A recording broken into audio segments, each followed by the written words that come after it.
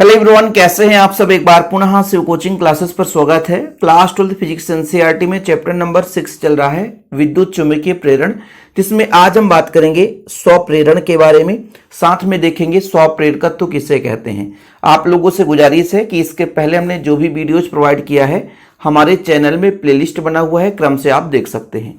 देखिए, स्वप्रेरण का मतलब होता है स्वयं से प्रेरित होना। समझने की कोशिश करिएगा ना, स्वप्रेरण का मतलब स्वयं से प्रेरित होना। अब आप लोगों ने पढ़ा है, चैप्टर नंबर 4 में पढ़ा है कि मान लीजिए हमारे पास एक चालक तार है और उस चालक तार में विद्युत धारा प्रवाहित किया जाए तो उस चालक तार के चारों ओर चुंबकीय क्षेत्र जनरेट हो जाता है। क्या होता है? चुंबकीय क्षेत्र जनरेट होता है। क्लियर है?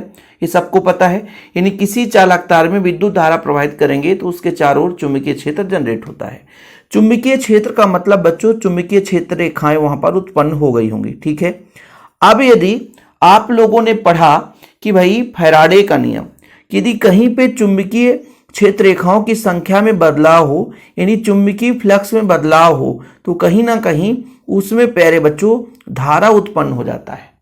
यही हाल है, किसी भी आपके पास एक कुंडली ले लो और कुंडली में क्या करो, धारा प्रवाहित करो। तो धारा प्रवाहित करेंगे तो पहले तो आपका क्या, चुंबकीय क्षेत्र जनरेट होगा।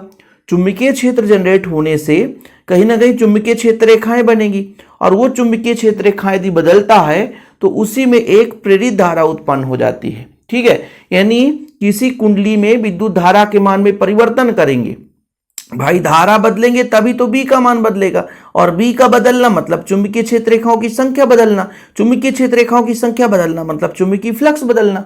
देखो, चुंबकीय फ्लक्स है क्या? चुंबकीय क्षेत्र रेखाओं की संख्या। तो बताया क्या गया कि किसी कुंडली में विद्युत धारा, जैसे हमने यहाँ पे कुंडली ले लिया, देखो जरा, अब इस कुंडली में हम विद्युत धारा प्रवाहित कर रहे हैं। कुंडली में लगातार विद्युत धारा परिवर्तन किया जाए, विद्युत धारा मतलब थोड़ा सा अधिक कम किया जाए, तो कहीं ना कहीं चुंबकीय फ्लक्स में परिवर्तन होता है और उसमें क्या होता है ना, एक धारा उत्पन्न हो जाती है। ये कैसे पता चला? जैसे लगातार मान लीजिए इस कुंडली में धारा प्रवाहित कर रहे हैं तो विद्युत बल्ब जल रहा है, लेकिन जैसे ही स्विच को हम ऑफ करते हैं, बंद करते हैं, तो अचानक तेजी से जलता है और फिर बुझ जाता है। इसका मतलब इसमें कुछ न कुछ एक और धारा रही होगी जिसके कारण से ये बल्ब थोड़ा तेजी से जला और बुझ गया। तो इस प्रयोग से पता चला कि इसमें एक प्रकार की प्रेरित धारा उत्पन्न हुई और उस परिघटना को स्वप्रेरण। अब देखो, जिसमें हमने विद्युत धारा प्रवाहित किया उसमें स्वतः ही उसी धारा के कारण एक और धारा उत्पन्न हो गई। तो ये प्रायोगिक अध्ययन है। प्रायोगिक अध्ययन में क्या किया गया कि भाई एक कुंडली में विद्युत धारा प्रवाहित किया जाए, उसी के समांतर क्रम में एक बल्ब जोड़ दिया गया और देखा गया कि धारा में लगातार हम परिवर्तन करें तो कहीं ना कहीं उसमें चुंबकीय फ्लक्स में परिवर्तन होगा। लेकिन ये कैसे पुष्टि हुई कि जब अचानक स्विच को हम ऑफ करते हैं, देखो विद्युत बल्ब जलेगा, स्विच को ऑन करेंगे, कुंजी दबाएंगे, ये कुंजी नीचे है, ये कुंजी है, कुंजी को दबाएंगे तो विद्युत बल्ब जलेगा, लेकिन मंद प्रकाश से जलने लगता है, धीरे धीरे जलता है क्योंकि समांतर क्रम में मंद प्रकाश से जलता है। लेकिन जैसे ही कुंजी को ऑफ करते हैं, कुंजी को ऑफ करते हैं तो विद्युत बल्ब तेजी से जलता है और बुझ जाता है। पहले तो मंद गति से जलता है, पर जैसे ही ऑफ करते हैं, कुंजी को हटाते हैं तो तेजी से ये जलता है और बुझ जाता है। इससे पता चला कि पहले जो हम धारा दे रहे थे उसके कारण मंद गति से चल रहा था, लेकिन जैसे ही हमने ऑफ किया, बंद किया, तो अचानक इसमें क्या हुआ, धारा के मान में वृद्धि हुई। ये किसके कारण हुई होगी? क्योंकि यहां पे जो धारा संचित रही होगी। इसलिए इस तरीके से पुष्टि हो गई कि जब किसी कुंडली में हम विद्युत धारा के मान में परिवर्तन करते हैं तो उसमें चुंबकीय फ्लक्स में परिवर्तन होता है और प्रेरित धारा उत्पन्न हो जाती है। इस परिघटना को हम स्वप्रेरण कहते हैं। और ये सारा चीज नोट्स में भी रहता है। यदि कोई बच्चा शिव सर का नोट्स लिया है तो उसको लिखने की जरूरत नहीं रहती है, बढ़िया नोट्स से लिख ले। कॉन्टेक्ट नंबर है 9685299149। ठीक है, ये मेरा पर्सनल नंबर है। किसी को व्हाट्सएप पे नोट्स लेना है तो ये नंबर है, मात्र छोटा सा अमाउंट लगता है 100 रुपए और बढ़िया नोट्स दिए जाते हैं। तो ये बात हो गई बच्चों स्वप्रेरण के बारे में। स्वप्रेरण का मतलब ये क्लियर हुआ कि किसी कुंडली में विद्युत धारा के मान में परिवर्तन करेंगे, चुंबकीय फ्लक्स परिवर्तन होगा और उसी में एक प्रेरित धारा उत्पन्न हो जाती है। ये स्वप्रेरण कहलाता है। अब यहां पर हम स्वप्रेरण गुणांक की बात करेंगे। स्वप्रेरण गुणांक की बात करेंगे, देखिएगा मैं आपको समझाऊंगा, बढ़िया आप लोग लिख लेना। या स्वप्रेरकत्व के बारे में बात करेंगे, स्वप्रेरकत्व के बारे में। ठीक, ये चीज आपको समझना है। स्वप्रेरण गुणांक या स्वप्रेरकत्व होता क्या है। अब देखो, मैं कहता हूं कि मान लीजिए कुंडली में फेरों की संख्या फेरों की संख्या, भाई फेरों की संख्या कितनी है? मान लीजिए टोटल फेरों की संख्या n फाई है। कितना बच्चों? n phi. फेरों की संख्या n है, फाई मत लिखो, फेरों की संख्या n है। तो टोटल कुल चुंबकीय फ्लक्स कितना होगा बताओ आप लोग? कुल चुंबकीय फ्लक्स कितना होगा? कुल चुंबकीय फ्लक्स को हम दर्शाते हैं फाई बी से, लेकिन कुल चुंबकीय फ्लक्स के लिए हम n फाई बी रिप्रेजेंट करेंगे। तो यहां पर हमने माना है कि फेरों की संख्या n है, ये फेरों की संख्या बच्चों n फेरे हैं ना, यहां पर देखो ये कुंडली में n फेरे हैं, तो टोटल चुंबकीय फ्लक्स कितना होगा? n phi B. क्योंकि मान लीजिए मैं आपसे कह दूं कि इसको हम बोलते हैं फ्लक्स बंधता। कुल चुंबकीय फ्लक्स का मतलब होता है फ्लक्स बंधता, यानी कुल चुंबकीय फ्लक्स कितना, वो फ्लक्स बंधता कहलाती है। अब हमने क्या कहा कि ये आपके पास क्या है बच्चों? एक कुंडली है, कुंडली में धारा का मान बदलेंगे तभी तो उसमें प्रेरित धारा उत्पन्न होगी, है ना। धारा का मान बदला मतलब चुंबकीय फ्लक्स के मान में परिवर्तन हुआ।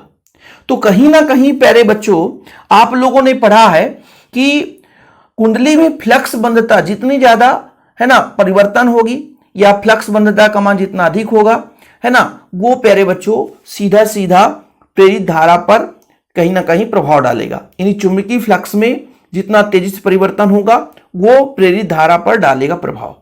अब ये चुंबकीय फ्लक्स किस पर निर्भर करता है बताओ? चुंबकीय फ्लक्स कैसे बदलेगा?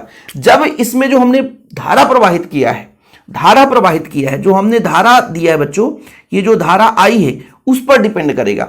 यानी किसी कुंडली में फ्लक्स बंधता का मान, चुंबकीय फ्लक्स का मान किस पर निर्भर करता है बच्चों? उसमें प्रवाहित धारा पर निर्भर करता है।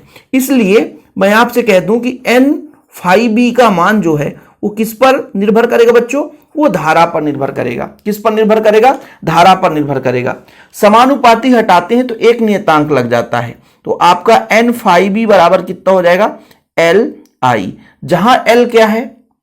जहां एल स्वप्रेरण गुणांक है। क्या? स्वप्रेरण गुणांक है, या इसी को हम बोलते हैं स्वप्रेरकत्व, स्वप्रेरण गुणांक या स्वप्रेरकत्व। तो यहां से आपका वैल्यू निकल कर आता है एल बराबर देखो पक्षांतर कर देंगे तो एन हो जाएगा, फाई हो जाएगा बी बटा आई। ये आपके काम का है बच्चों, और बहुत बार जरूरत पड़ेगी इसकी, है ना, एन फाई बटा आई। ठीक है, एन फाई बटा आई। और एक ये जो भी फार्मूला आपको मिला एल आई, एक ये फार्मूला एल आई जो है वो एन फाई के बराबर होगा। एक ये भी फार्मूला काफी महत्वपूर्ण है। देखो एग्जाम में ऐसा क्वेश्चन नहीं आता कि ये सब चीज समझाने के लिए, ये इसलिए मैं आपको बेसिक समझा रहा हूं ताकि आपके मन में फीड हो जाए।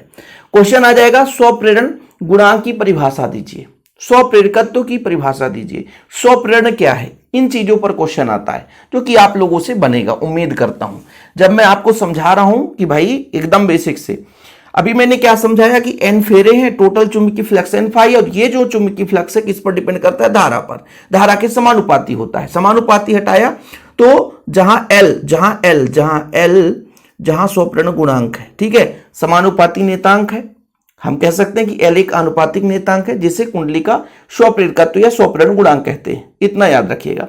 अब मैं आपसे कह दूं कि यदि प्यारे बच्चों एकांक धारा प्रवाहित करें, यदि एकांक धारा प्रवाहित करें, यानी आई का मान एक हो, आई का मान एक मतलब धारा का मान इकाई हो बच्चों। यहां पर आप देख लो एल का और आई एन फाई, एल का मान आपको निकालना है, तो भाई मैं कह देता हूं कि आई का मान इकाई है, आई का मान इकाई है, तो एल जो है वो किसके बराबर होगा? आई का मान एक रखोगे तो एन फाई के बराबर होगा। वाह, मतलब ये जो स्वप्रेरकत्व है या स्वप्रेरण गुणांक है वो फ्लक्स बंधता के ही बराबर है ना, फ्लक्स बंधता के ही बराबर। लेकिन कब? कंडीशन है जब कुंडली में एकांक धारा बह रहा हो। एक का मतलब होता है एकांक, यानी कहने का तात्पर्य किसी कुंडली का स्वप्रेरकत्व या स्वप्रेरण गुणांक, देखना बच्चों, किसी कुंडली का स्वप्रेरकत्व या स्वप्रेरण गुणांक फ्लक्स बंधता के उस संख्या के बराबर है, उस मान के बराबर है जबकि कुंडली में एकांक धारा प्रवाहित हो रही हो। तो यहां पे आप लोग परिभाषा भी लिख देना बच्चों कि अर्थात किसी कुंडली का स्वप्रेरकत्व तो आंकिक रूप से कुंडली के उस फ्लक्स बंधता के मान बराबर होता है जबकि कुंडली में एकांक धारा प्रवाहित हो रही हो। तो इस तरीके से आप लोग स्वप्रेरकत्व या स्वप्रेरण गुणांक भी समझ गए। मैं कम से कम लिखाने की कोशिश करता हूं, है ना, ताकि आप लोगों को दिक्कत, और जो नोट्स बनाना चाहते हैं तो बिल्कुल आप परिभाषा लिख सकते हैं यहां से, ये बिल्कुल आपको नहीं पूछा जाता एग्जाम में, बिल्कुल नहीं, ये फार्मूला की जरूरत पड़ेगा। आप लोग ऐसे लिख सकते हैं फेरों की संख्या है, धारा है, ये कुल चुंबकीय फ्लक्स N है। अब बच्चों जो चुंबकीय फ्लक्स में जो परिवर्तन होगा वो प्रवाहित धारा के समानुपाती होगा। L जहां समानुपाती एक नियतांक है जिसे 100 प्रतिशत, तो ये 100 पूर्णांक कहते हैं। अब यदि धारा का मान 1 रख दें तो L बराबर N होगा। N मतलब फ्लक्स बनता है, कुल फ्लक्स है ना, फेरों की आधार पर टोटल फ्लक्स की बात कर रहे हैं। तो किसी कुंडली का जो 100 प्रतिशत L है या 100 प्रण गुणांक L है उस फ्लक्स बंधता के मान के बराबर होता है, जबकि कुंडली में कितना धारा बह रहा हो बच्चों, इकाई धारा बह रहा हो, एकांक धारा बह रहा हो। इस आधार पर आप परिभाषा लिख दें, एक ही परिभाषा आपके लिए काफी है, 2-4 परिभाषा कराने की जरूरत नहीं है ना। दूसरी भी परिभाषा होती है बच्चों जो कि अपन किस आधार पर निकालते हैं। जैसे आप लोगों ने पढ़ा है विद्युत वाहक बल, देखो मैं आपको थोड़ा सा शॉर्टकट में बताता हूं। विद्युत वाहक बल आपने पढ़ा होगा है ना। विद्युत वाहक बल किस पर डिपेंड करता है, चुंबकीय फ्लक्स में परिवर्तन के दर पर। चुंबकीय फ्लक्स में कितना परिवर्तन हो रहा है, चुंबकीय फ्लक्स समय के साथ चुंबकीय फ्लक्स में कितना परिवर्तन होता है। एन का मल्टीप्लाई इसलिए करेंगे क्योंकि एन फेरे हैं, इसलिए एन का मल्टीप्लाई करेंगे। अच्छा, एन अंदर जाने दो, एन अंदर जाने दोगे तो कितना हो जाएगा, डी अपॉन डी टी, और यहां पर हो जाएगा बच्चों N phi B. N phi बराबर कितना होता है, लाई।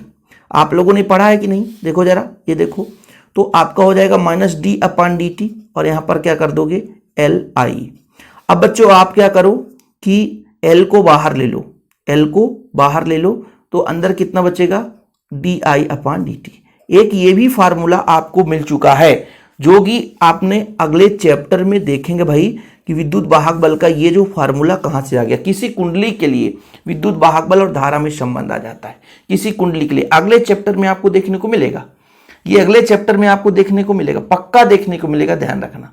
अब इसमें यह कहा गया कि यदि मान लीजिए इस धारा में एकांक परिवर्तन हो रहा हो, इकाई धारा बह रही हो, यदि एक D I upon D T, कहने का मतलब यदि D I upon D T बराबर मैं 1 रखूंगा बच्चों, तो कितना आएगा बताओ, जो आपका विद्युत वाहक बल है वो 100 प्रेरकत्व के बराबर होगा।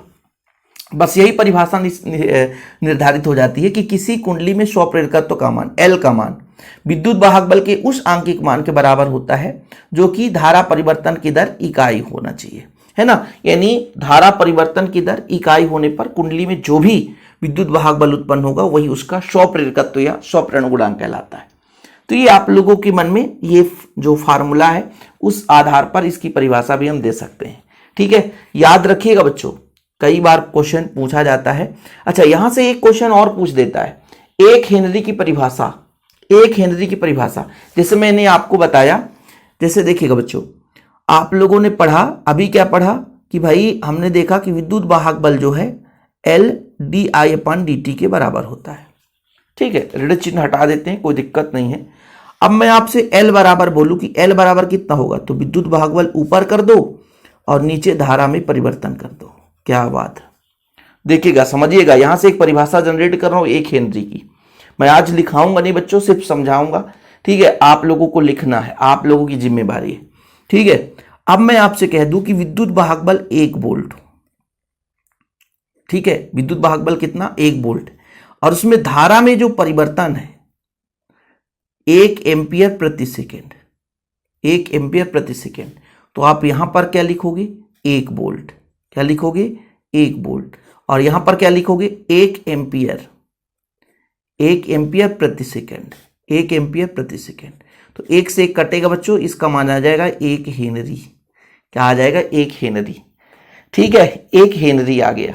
देखो एल का मात्रक हो गया 100 प्रेरकत्व का मात्रक हेनरी, 100 प्रेरकत्व का मात्रक हेनरी, 100 प्रेरकत्व का मात्रक हेनरी, 100 प्रेरकत्व का मात्रक हेनरी, लिख लेना आप लोग, ठीक है। अब यहां पर एक परिभाषा जनरेट हो चुका है, परिभाषा लिखोगे कि यदि किसी कुंडली में 1 एम्पियर प्रति सेकेंड की दर से, है ना, विद्युत धारा प्रवाहित करने पर, ठीक, प्रेरित विद्युत वाहक बल 1 वोल्ट हो, तो उस पर जो 100 प्रेरकत्व का मान होगा, कुंडली का 100 प्रेरकत्व 1 हेनरी कहलाएगा। यानी किसी कुंडली में 1 एम्पियर प्रति सेकेंड की दर से विद्युत धारा प्रवाहित करने पर उसमें उत्पन्न प्रेरित विद्युत वाहक बल 1 वोल्ट हो बच्चों, तो कुंडली का 100 प्रेरकत्व 1 हेनरी कहलाता है। लिख लोगे आप लोग, यदि किसी कुंडली में धारा में परिवर्तन की दर समझना, यदि किसी कुंडली में धारा में परिवर्तन की दर 1 एम्पीयर प्रति सेकेंड हो, ऐसा भी लिख सकते हो, है ना। यानी 1 एम्पीयर प्रति सेकेंड की दर से धारा में परिवर्तन हो रहा है। dt upon di upon dt मतलब क्या, समय के साथ कितना धारा बदलाव हो रहा है। यानी किसी कुंडली में धारा परिवर्तन की दर 1 एम्पीयर प्रति सेकेंड हो, उस स्थिति में यदि विद्युत वाहक बल 1 वोल्ट होता है तो कुंडली का सौर प्रेरकत्व 1 हेनरी कहलाता है। ठीक है, क्लियर, याद रखिएगा। और एक आपको होमवर्क देता हूं कि इसका बीमी सूत्र आप लोग तैयार कर लेना बच्चों। ठीक है, बीमी सूत्र आपको तैयार करना है। यदि किसी बच्चे से नहीं आ रहा बीमी सूत्र निकालते तो फिर आप लोग बताइएगा, मैं उसके लिए भी बना दूंगा वीडियो।